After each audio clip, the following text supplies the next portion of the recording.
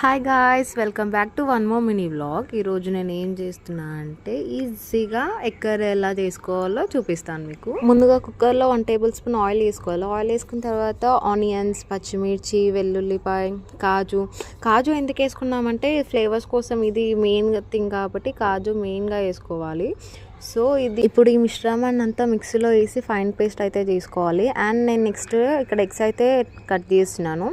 ఎగ్స్ని మధ్యలో నుంచి కాకుండా ఇలా మిడిల్ పార్ట్ నుంచి కట్ చేసుకోవాలి. ఇలా కట్ చేసుకున్న ఎగ్స్కి మాత్రమే మంచిగా మసాలా అనేది పడుతుంది. సో నేను అందుకే ఇట్లా కట్ చేసుకుంటున్నాను. అండ్ అదే కుక్కర్లో 1/2 టేబుల్ స్పూన్ ఆయిల్, ఇంకా కారం, కొద్దిగా అంత పసుపు వేసి ఎగ్స్ అన్నీ మిక్స్ చేసుకోవాలి. మంచిగా మిక్స్ చేసుకున్న తర్వాత ఒక 2 to 5 minutes వరకు లో ఫ్లేమ్లో పెట్టాలి. ఇంకా అదే కుక్కర్లో 2 టేబుల్ స్పూన్ ఆఫ్ ఆయిల్ వేసుకున్న తర్వాత జీలకర్ర వేసుకోవాలి. జీలకర్ర వేసుకున్నాక కొద్దిగా మిరియాలు ఎందుకంటే ఆప్షనల్ కాబట్టి మీ ఇష్టం. ఇందాక మనం తయారు చేసుకున్న మిశ్రమాన్ని అయితే యాడ్ చేసుకోవాలి.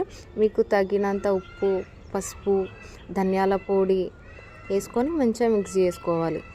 అండ్ అవును, మీకు వంట చేసేటప్పుడు నాలాగా తినే అలవాటు ఎంతమందికి ఉందో నాకు కామెంట్ చేసి అయితే చెప్పండి. నేను ఇక్కడ ఏం తింటున్నాను అంటే కేక్ తింటున్నాను. సో కేక్ తినుకుంటూనే వంట చేస్తున్నాను. అండ్ ఇందులోకి గ్రేవీకి సరిపడా వాటర్ తీసుకోండి. నేనైతే 1.5 గ్లాస్ వరకు వాటర్ వేసాను. నేను గ్రేవీ అలా అని మరి పల్చగా ఉండదు, మరి గట్టిగా కూడా ఉండదు. ఇక్కడ మీకు కనిపిస్తుందా ఆయిల్ అనేది రిలీజ్ అయినాక అప్పుడు మనం ఫ్రై చేసుకున్న ఎగ్స్ అన్ని అందులో వేసుకోవాలి. ఇక్కడ నేను ఒక 10 minutes వరకు మూత పెట్టేసినాను. ఆఫ్టర్ దట్ తీసి చూసాక ఆల్మోస్ట్ మన కర్రీ అయితే అయిపోయింది. కొద్దిగా కస్తూరి మేతి వేసుకోండి.